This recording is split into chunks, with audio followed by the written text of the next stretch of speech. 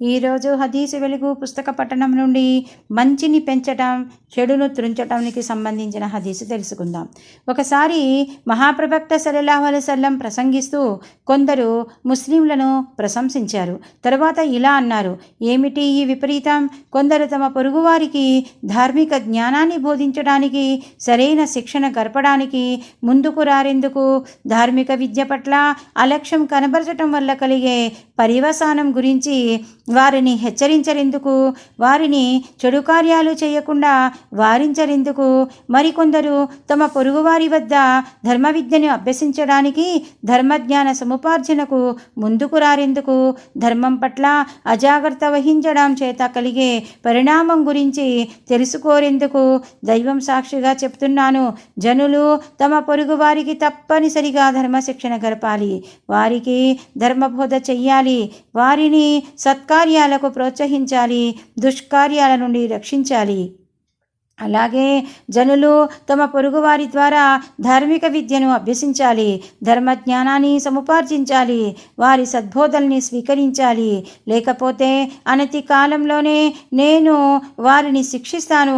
పిదప ఆయన ప్రసంగాన్ని ముగించి వేదిక దిగిపోయారు. శ్రోతల్లో కొందరు, ఆయన ఎవరిని గురించి ఇలా ఆగ్రహంగా పేర్కొన్నారు అని అడగ్గా, అక్కడున్నవారు ఆయన అష్అర్ తెగవారిని ఉద్దేశించి చెప్పారు. వీరు ధర్మ విద్య తెలిసిన వారే కానీ వీరి పొరుగున నీటి చలమల సమీపాన ఉండేవారు జానపదులు, పామరులు అని అన్నారు. ఈ ప్రసంగం గురించి అష్అరీలకు సమాచారం అందగానే వారు మహాప్రవక్త సల్లల్లాహు అలైహి వసల్లం వద్దకు వచ్చారు. దైవ ప్రవక్త, మీరు తమ ప్రసంగంలో కొందరిని ప్రశంసించి మాపై ఆగ్రహించారు, మా వల్ల జరిగిన తప్పేమిటో సెలవీయండి అని వారు అడిగిన దానికి మహాప్రవక్త సల్లల్లాహు అలైహి వసల్లం చెప్పారు, జనులు తమ పొరుగు వారికి ధర్మ విద్య తప్పక బోధించాలి, సద్బోధ చేయాలి, మంచి మాటల్ని ఉపదేశించాలి, చెడు నుండి వారించాలి. ఇలాగే జనులు తమ పొరుగు వారి వద్ద ధర్మ విద్య నేర్చుకోవాలి, సదుపదేశాన్ని స్వీకరించాలి, తమ ధర్మానికి సంబంధించిన జ్ఞానాన్ని సముపార్జించుకోవాలి.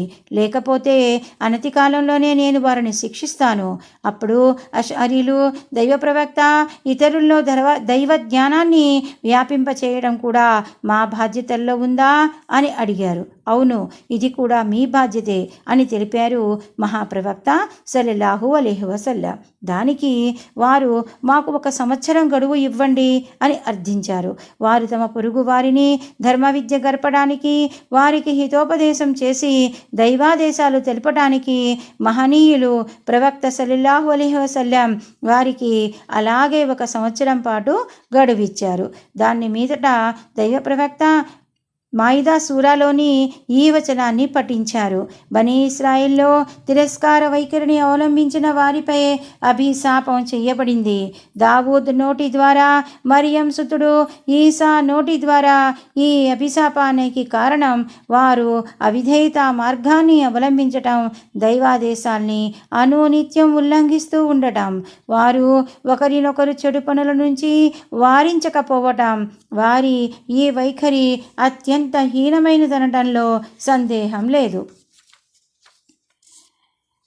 ఇతరులకు ధర్మజ్ఞానాన్ని బోధించటం, ఇతరులు చెడు మార్గాన్ని అవలంబిస్తూ ఉంటే వారిని వారించటం ముస్లింలో ప్రతి ఒక్కరి విధి.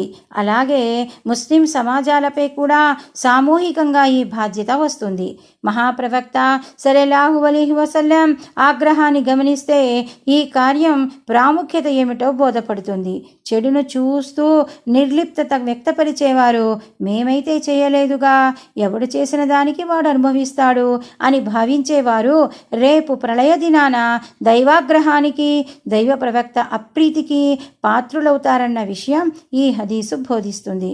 కొందరు మాకు ధర్మం అంటే ఏమిటో తెలియదే అని తమ తప్పుడు నడతకు సంజాయిషి చెప్పుకుంటారు. ఇది సరికాదు. ధర్మాన్ని గురించి తెలుసుకునే ప్రయత్నం వారి బాధ్యతే. మహాప్రవక్త సల్లల్లాహు అలైహి వసల్లం ప్రబోధన: ప్రళయ దినాన ఓ వ్యక్తి నరకాగ్నిలో పడవేయబడతాడు. అతని ప్రేవులు కడుపును చీల్చుకొని బయట అగ్నిలో పడతాయి. అప్పుడు అతని వాటిని పట్టుకొని గానుగలో గాడిద తిరిగినట్లు తిరుగుతుంటాడు. ఇతర నరకవాసులు అతని వద్ద గుమిగూడి, నీకు ఈ గతి పట్టిందేమిటి? నీవు ప్రపంచంలో మాకు సత్కార్యాలను ఉపదేశించి దుష్కార్యాల నుండి వారించేవాడివి కదా అని అడుగుతారు. అతడు యథార్థాన్ని తెలుపుతాడు: నేను మీకు మంచిని బోధించేవాడినే కానీ నేను మాత్రం దాన్ని సమీపించేవాడిని కాను. మిమ్మల్ని చెడు నుంచి వారించేవాడినే కానీ స్వయంగా నేనే చెడును చేరదీసేవాడిని. ఆ ప్రేవుని లోనికి దూర్చడానికి చేసే ప్రయత్నంలో అతడు అలా తిరుగుతుంటాడన్నమాట. అతని ప్రేవు అతని ముందు పడటం అంటే అతను పలికిన కార్యశూన్యమైన పలుకులు అతనిపైకి త్రిప్పి కొట్టాయన్నమాట.